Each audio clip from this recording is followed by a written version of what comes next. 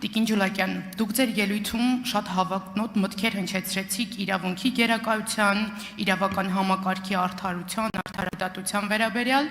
Ես սա կթողնեմ իմ մասնագետ գործընկերներին։ Ես ձեզ հիմա հարց ուղղում եմ ոչ թե որպես հանձնաժողովի նախագահի թեկնածուի, այլ որպես կինը կնոջ։ Նորագույն պատմության մեջ Հայաստանի մենք նախադեպ չենք ունեցել, որ կինը իր քաղաքական հայացքների, քաղաքական գործունեության համատեքստում հայտնվի անազատության մեջ,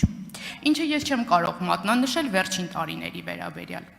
Պատկերացրեք կինը, որ 3 տաններ, երեխաների ամուսնու հետ հաջորդ օրը անազատության մեջ է քաղաքական հայացքների պատճառով։ Դուք որպես կին մի պահ եք կանգնում, ձեզ հարցնում, օրինակ ինչ է կատարվում այս երկրում, որն էր այն կետը, որտեղ իրավական համակարգը ոչ թե պաշտպանում է քաղաքացուն, մարդուն, այլ դառնում նրան վախեցնելու, լռեցնելու գործիք։ Սա առաջին հարց։ Եվ երկրորդ հարց, եթե դուք ընտրվեք որպես նախագահ, ստանձնելով հանձնաժողովի ղեկավարի պաշտոնը,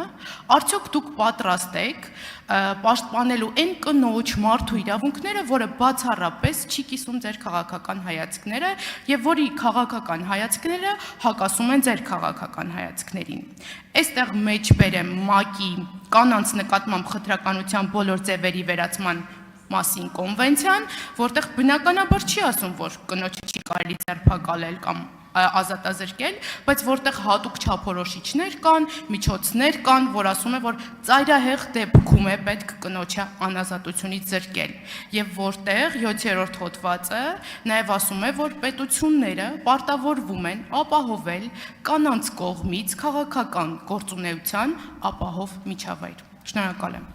Շնորհակալություն, Տիկին Մաթևոսյան, ներողություն ձեր ազգանունները դեռ բոլորին չեմ հիշում, հարցի համար շնորհակալ եմ, շատ կարևոր հարց եք տալիս։ Նախ պետք է նշեմ, որ Հայաստանում քաղաքական հայացքների համար որևէ մեկը չի ենթարկվում պատասխանատվության։ Իհարկե դուք այլ դիրքորոշումներ ունեք եւ կարող եք ձեր քաղաքական թիմի տարբեր անդամներ այստեղից կարող են հնչեցնել քաղբանտարկյալներ տերմինը այդպես էլ չասելով, թե կոնկրետ ով է քաղբանտարկյալ, քանի քաղբանտարկյալ ունենք, բայց դա կոնկրետ տերմին է եւ չեմ կարծում էլի, որ կարող ենք անընդհատ այդ տերմինին նայել ինչ-որ ռեզինից բանի, որը կարելի է ձգել եւ ասել մեկ ունենք 40, 50, այսինքն տարբեր թվեր այստեղ հնչեցվում։ Կոնկրետ փաստ է, պետք է այստեղ հնչեցվի։ Ինչ վերաբերում է սեռին, օրենքի առաջ բոլորը հավասար են, ես իմ ելույթում եմ նշեցի այդ մասին, օրենքի առաջ բոլորը հավասար են, Տիկին Մաթևոսյան, եւ չեմ կարծում, որ անձի սեռը այլ սոցիալական հանգամանքներ անձի հետ կապված կարող են լինել իրեն պատասխանատվությունից ազատելու որևէ պատճառ, հանդես գալ որպես այդպեսին։ Այլ հարց, որ գուցե որոշ դեպքերում դիտարկվի որպես մեղմացուցիչ հանգամանք, բայց ոչ թե սեռը, այլ մեկ այլ հանգամանք։ Յուրաքանչյուր կոնկրետ դեպքի ժամանակ բնականաբար ամեն ինչ առանձին պետք է դիտարկվի, բայց ես նորից եմ կրկնում, բոլորը հավասար են օրենքի առաջ, պետք է լինեն հավասար օրենքի առաջ եւ սեռը այլ սոցիալական հանգամանք չի կարող երբևէ մարդու համար լինել ինդուլգենցիա։ Ինչ վերաբերում է քաղաքական հայացքներին, նորից եմ կրկնում, պետք է, խնդրում եմ, հիմնավոր ներկայացնեք, ով, ինչպես, երբ, եւ նաեւ պետք է ասեք, թե եթե ինչ-որ մեկը քաղաքական հայացքների համար ենթարկվում է հետապնդման, պատասխանատվության է ենթարկվում, ապա ինչու այդ մասին չկա որևէ միջազգային արձագանք, որովհետև դուք գիտեք, որ միջազգային կառույցները երբևէ չեն վարանել այն դեպքում, երբ կա որևէ քաղաքականապես մոտիվացված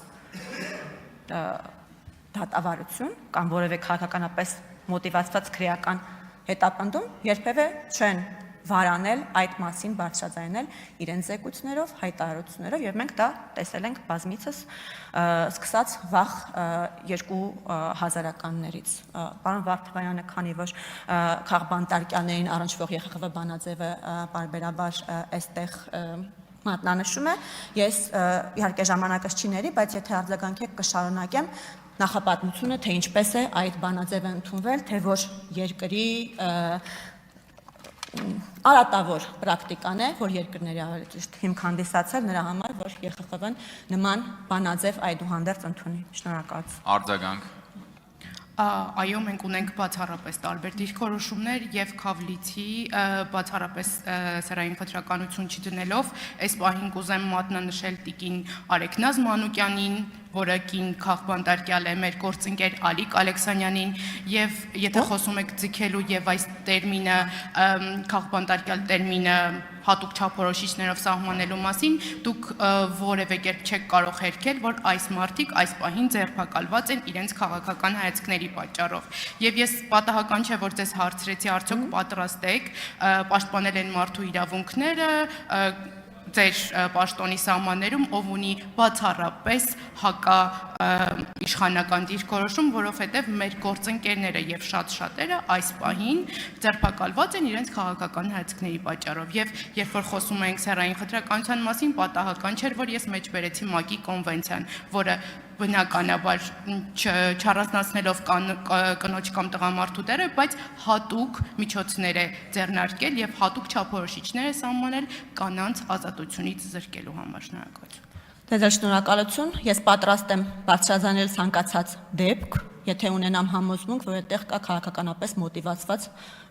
գործողություն։ Ես այդ համոզմունքը չունեմ։ Ձեր կողմից մատնանշված դեպքերով ես գիտեմ այդ մարդիկ ինչի համար են մեղադրվում եւ որևէ կերպ նույնիսկ ենթադրություն չեմ կարող ունենալ, որ այդտեղ կա քաղաքականապես մոտիվացված որևէ քայլ։ Շնորհակալություն։